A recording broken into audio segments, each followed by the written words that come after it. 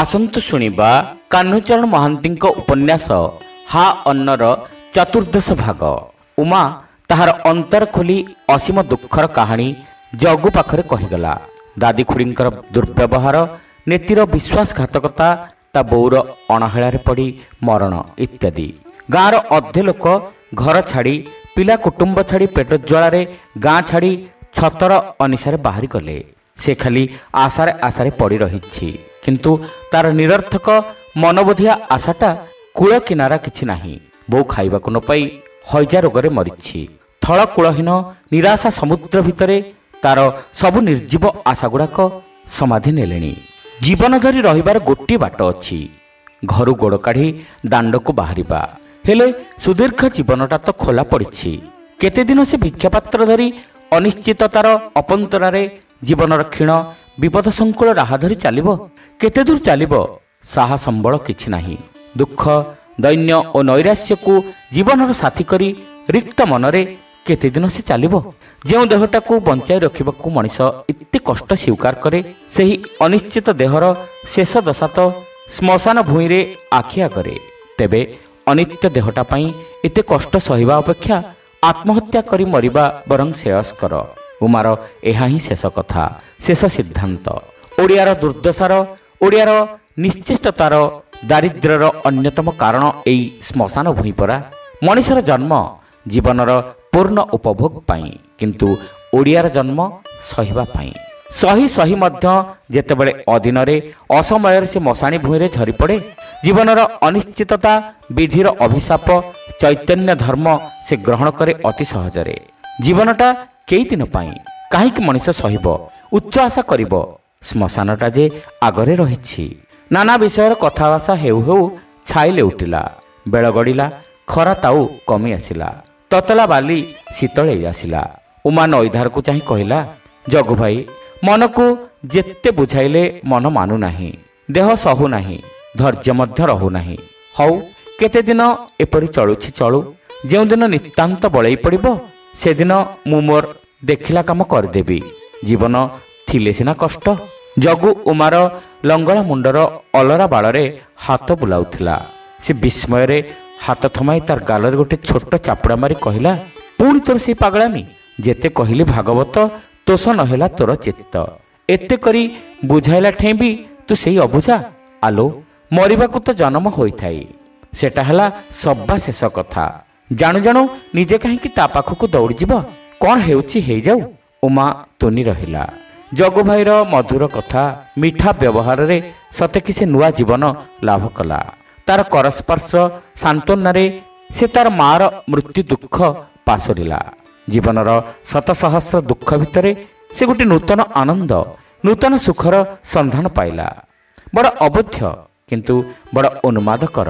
ଭୋକର ଦାଉରେ ଦେହ ମଳିନ ପଡ଼ିଛି, ସେଟା ତ ତାର ଦେହ ସୁହା ହୋଇଗଲାଣି। ଦୁଃଖ କଷ୍ଟରେ ହୃଦୟ ନଇଁଛି, ମନ ଭାଙ୍ଗିଛି। ତଥାପି ତାର ଏ ନୂତନ ଅନୁଭୂତି ଟିକକ ତାର ବିବ୍ରତ ମନକୁ ଅଳ୍ପ ଯେପରି ଚଞ୍ଚଳ କରିଦେଲା। ସେ ତାର ଧଡ଼ିଆ ଦେହଟି ଜଗବନ୍ଧୁର ଦେହ ଉପରକୁ ସାମାନ୍ୟ ଢଳାଇ ଦେଇ କହିଲା, ଜଗୁ ଭାଇ, ମୋତେ ଏ ଦୁଃଖ ଜଞ୍ଜାଳ ଭିତରୁ ଉଦ୍ଧାରିବାର କ୍ଷମତା ଯଦି ତମର ନାହିଁ, ବୃଥାରେ ଆଶା ସାନ୍ତ୍ୱନା ଦେଇ ସ୍ଥିର ବାଟରୁ ମନକୁ ମୋର ଫେରାଇବାକୁ ଚେଷ୍ଟା କରୁଛ କାହିଁକି? ସେ ମୁହଁ ଫେରାଇ ଜଗୁର ବିସ୍ମିତ ଆଖି ଦିଓଟିକୁ ଚାହିଁଲା। କେଜାଣି କାହିଁକି ତାର ଓଠ ଥରି ଉଠିଲା ଆଉରି ଥରେ।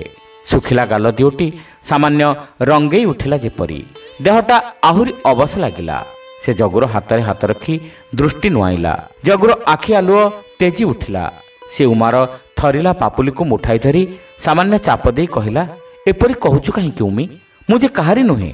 ମୁଁ ଇଚ୍ଛା କଲେ ସହଜରେ ତୋତେ ଏ ଦୁଃଖ ଜଞ୍ଜାଳରୁ ଉଦ୍ଧାର କରିପାରିବି। ମୋ କାର୍ଯ୍ୟରେ ବାଧା ଦେବାକୁ ନରିପୁରରେ କେହି ନାହିଁ, କିନ୍ତୁ କହିବାକୁ ତ କେହି ମନା କରିବେ ନାହିଁ। କାହା ପାଟିରେ କିଏ ବାଡ଼ବତା ଦେବ? ଖାଲି ଲୋକଲଜ୍ଜାକୁ ଡରିବା କଥା। ତଳକୁ ମୁହଁ ପୋତି ଥରିଲା କଣ୍ଠରେ ଉମା କହିଲା, ହଁ, ଲୋକଲଜ୍ଜା ନୁହେଁ ତ ଆଉ କ'ଣ? ନୋଇଲେ ତୋତେ ଉପାସ ଭୋକରେ ସଢ଼ିବାକୁ ବାଟ ଛାଡ଼ି ଦିଅନ୍ତି? ମୁଠାଏ ଖାଇବାକୁ ଦେଇ ତୋର ପ୍ରାଣ ରଖିବାର ଶକ୍ତି କ'ଣ ମୋର ନାହିଁ? ଇଚ୍ଛା କ'ଣ ହେଉନାହିଁ? ନାଚାର କ'ଣ କରିବି? ଉମା ଭାବିବାକୁ ଲାଗିଲା, ଯଦି ଏତେ ଦୁର୍ବଳ ତୁମେ, ତମର ଶକ୍ତି ବା ଇଚ୍ଛା ଥିବା ନଥିବାରେ ଉମାର ଲାଭ କ୍ଷତି କିଛି ନାହିଁ। ତେବେ ଭବିଷ୍ୟତର ବୃଥା ପ୍ରଲୋଭନ କାହିଁକି? ବର୍ତ୍ତମାନ ବା ତାକୁ ଡହଳ ବିକଳ କରିବାରେ କି ଲାଭ ଅଛି?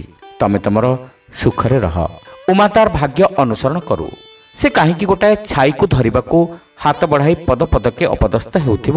ଉମା ଦୁଃଖରେ ତାର ହାତଟିକୁ ଜଗବନ୍ଧୁର ହାତ ଭିତରୁ ଟାଣି ଆଣିବାକୁ ଚେଷ୍ଟା କଲା। ଧୀରେ ଧୀରେ ବିଫଳ ହୋଇ ଭଙ୍ଗା ସ୍ୱରରେ କହିଲା, ଗରିବର ଦୁଃଖ ଶୁଣିବାକୁ ଅନେକ ବେଳ ବସିଗଲ ଏଠି ଜଗୁ ଭାଇ। ଭୋକ କରୁଥିବ, ଘରକୁ ଯାଅ। ବାଲି ଥଣ୍ଡା ହୋଇ ଆସିଲାଣି। ମୋ ହାତ ଛାଡ଼, ମୁଁ ଧାରକୁ ଯାଏ। ଖୁଡ଼ି ମୋତେ ଚାହିଁଥିବ ତେଣେ। ଏତେ ଡେରି ହେଲାଣି। କେଜାଣି ଆଜି କପାଳରେ କି ଦଶା ଅଛି? କହୁ କହୁ ପୁଣି ତାର ଆଖି କୋଣ ଜକେଇ ଆସିଲା। ସେ ଜଗୁର ମୁହଁକୁ ଚାହିଁଲା। ଉମାର କରୁଣ ଦୃଷ୍ଟି ଦେଖି, ଅଭିମାନିଆ ଭାଷା ଶୁଣି ଜଗୁ ମନରେ ଦୁଃଖ ହେଲା ଆହୁରି ବେଶୀ। ତାର ଆଖିରୁ ଝରି ଆସୁଥିବା ଲୁହଧାରକୁ ଦେଖି ସେ ତାର ଅନ୍ତର ଭିତରେ ଯେପରି ଅସହ୍ୟ ବେଦନା ଅନୁଭବ କଲା। ସେ ଭାବିବାକୁ ଲାଗିଲା, ସତରେ ଏକା ଉମାର ଦୁଃଖ କାହାଣୀ ଥରକୁ ଥର ଶୁଣିବା ଛଡ଼ା ସେମାନଙ୍କର ଦୁଃଖ ଦୂର କରିବାକୁ ସେ ତ କିଛି କରିପାରି ନାହିଁ ଅଦ୍ୟାପି। ତାର କର୍ତ୍ତବ୍ୟରେ ସେ ହେଳା କରିଛି ଲୋକଲଜ୍ଜାକୁ ଡରି। ଲୋକଙ୍କର କଟାକ୍ଷକୁ ଏଡ଼ି ଯଦି ମଣିଷ ପରି ଛାତି ଦେଖାଇ ଆଗରୁ ପ୍ରତିକାର କରିବାର ଚେଷ୍ଟା କରିଥାନ୍ତା, ହୁଏତ ଉମା ବୋଉ ଏପରି ଭାବରେ ଅକାଳରେ ମରିନଥାନ୍ତେ। ଉମାର ଦୁର୍ଦ୍ଦଶା ପାଇଁ ସେ ତ କମ୍ ଦାୟୀ ନୁହେଁ। ତେବେ ଦୂରରେ ଠିଆ ହୋଇ କେଉଁ ପାଣି କେଉଁ ସୁଅରେ ଯାଉଛି ଦେଖିବାକୁ ନିଷ୍କର୍ମା ପରି ଚାହିଁ ରହିବାର ବେଳ ଆଉ ନାହିଁ। ଯିଏ ଯାହା ଭାବୁ, ଯିଏ ଯାହା କହୁ, ଆଗକୁ ଆସି ପ୍ରତିକାର କରିବାର ବେଳ ପଡ଼ିଛି। ନଇଲେ ଉମା ମଧ୍ୟ ଅଚିରେ ତାର ମାର ଗତି ଅନୁସରଣ କରିବ। ଜୀବନ ମରଣ ସମସ୍ୟା। ଲୋକଲଜ୍ଜାକୁ ଡରି ଖାଲି ଚାହିଁ ବସିଲେ ସର୍ବନାଶ ହେବ। ଜଗୁର କୋମଳ ମନ ବିଗଳିତ ହେଲା। ସେ କହିଲା, ଉମା, କେତେ ଦିନ ହେଲା ତୋ ପେଟରେ ଦାନା ପଡ଼ିନାହିଁ। ତୋର ଦୁର୍ବଳ ଦେହ, ମଳିନ ରୂପ, ନିସ୍ତେଜ ଆଖି ଦେଖି ମୁଁ ବେଶ ବୁଝିପାରିଛି। ଦୁର୍ବଳତା ହେତୁ ତୋର ହାତଟା ମୋର ହାତ ମୁଠା ଭିତରେ ଥରି ଉଠୁଛି। ବେଳାଟି ମୋର ଖିଆ ହେଲା ନାହିଁ ବୋଲି ଭୋକ କରୁଥିବ କହି ମୋତେ ବିଦାୟ ଦେଉଛୁ, କିନ୍ତୁ ମୁଁ ଜାଣି ଜାଣି ତୋତେ ଛାଡ଼ିଯିବି କିପରି? ଉମା ଅଭିମାନରେ କହିଲା। ଲୋକଲଜ୍ଜା ପରା। ସେ ମୁହଁ ବୁଲାଇଲା। ଜଗୁ ଲାଜରା ହେଲା। କହିଲା, ସେ ଭୟ ମୋର ତ ହେବାର ନୁହେଁ।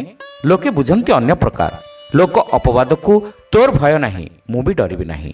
ଜୀବନ ରହୁ ତେଣିକି ଭଲ ମନ୍ଦ। ଆଚାର ବିଚାରର ଭୟ ନାହିଁ ଉମି, ଭୟ ନାହିଁ। ବୋଉ ମଲା, ତୋତେ ମୋର ଆଶ୍ରାରେ ଛାଡ଼ି ମୁଁ ଏଥର ମୋର ବୋଝ ମୁଣ୍ଡାଇବି ନିଶ୍ଚୟ। ଉମା ଲୁଗା କାନିରେ ଆଖି ପୋଛିଲା। ଜଗୁ କହିବାକୁ ଲାଗିଲା, ମୁଁ ବୁଝୁଛି ଦାଦି ଖୁଡ଼ିଙ୍କି ତୋର ପ୍ରାଣେ ଡର।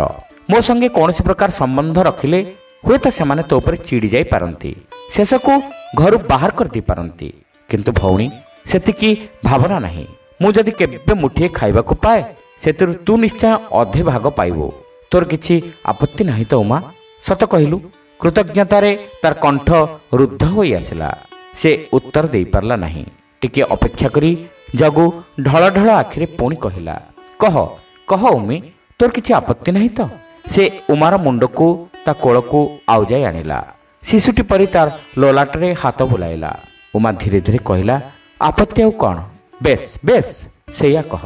ଜଗୁ ଉତ୍ତେଜନାରେ ମୁଣ୍ଡ ନୁଆଇଁ ଉମାର ଗଣ୍ଡରେ ଚୁମ୍ବନ କରି କହିଲା, ଠିକ୍ କଥା। ଯେଉଁଦିନ ତୋର ଜଗୁ ଭାଇ ଛତରରେ ପଶିବ, ତୁ ବି ତାର କାନି ଧରି ତା ପଛେ ପଛେ ଗୋଡ଼ାଇ ଯିବୁ ନା? ଲୋକେ ପଛରେ ଥାଇ ଯେତେ ହସିବାର ହସୁଥାନ୍ତୁ। ଏଇ ହାତରେ ମାହାର୍ଦ ଧରିଥିଲି। ଯେତେ ବଡ଼ ହେଲେ ବି ମୋ ଆଖିରେ ତୁ ସେଇ 7 ବର୍ଷର ପିଲାଟାଏ ସବୁଦିନ। ନାଇଁଲୋ। ଆନନ୍ଦରେ ଉମାର ଆଖିପତା ମୁଦି ହୋଇ ଆସିଲା। ଜଗୁର କୋଳରେ ସେ ଦୁଇଟି ଶୀର୍ଣ୍ଣ ହାତ ବଢ଼ାଇ ଆନନ୍ଦରେ ଉମାର ଆଖିପତା ମୁଦି ହୋଇ ଆସିଲା। ଜଗୁର କୋଳରେ ସେ ଦୁଇଟି ଶୀର୍ଣ୍ଣ ହାତ ବଢ଼ାଇ ଜଗୁର ବେକରେ ଲମ୍ବାଇ ଦେଲା। ସତେକି 2 ବର୍ଷର ଶିଶୁଟିଏ। ଜଗୁ କହିଲା, ଉଠ ଉମି, ସବୁ ଦୁଃଖ ସବୁ ପାଗଳାମି ତୋର ଦୂରକୁ ଫିଙ୍ଗି ଦେ। ବୋଉ ମରିଛି ପରା, ଛାଇ ଲେଉଟିଲାଣି। ଆ, ଭାଇ ଭଉଣୀ ଦୁହେଁ ମୁଣ୍ଡ ଧୋଇ ଗାଧୋଇ ଆସିବା। ଆ ତ। ଶ୍ରୋତା ବନ୍ଧୁ, ଏଇଠି ଶେଷ ହେଲା କାହ୍ନୁଚରଣ ମହାନ୍ତିଙ୍କ ଉପନ୍ୟାସ ହା ଅନ୍ନର 14ଶ ଭାଗ। ଉପନ୍ୟାସଟି ଆପଣମାନଙ୍କୁ କେମିତି ଲାଗୁଛି କମେଣ୍ଟ କରି ନିଶ୍ଚିତ ଜଣାଇବେ। ଚ୍ୟାନେଲରେ ନୂଆ ହୋଇଥିଲେ ସବସ୍କ୍ରାଇବ୍ କରିବାକୁ ଭୁଲିବେ ନାହିଁ। ରହିଲୁ, ନମସ୍କାର।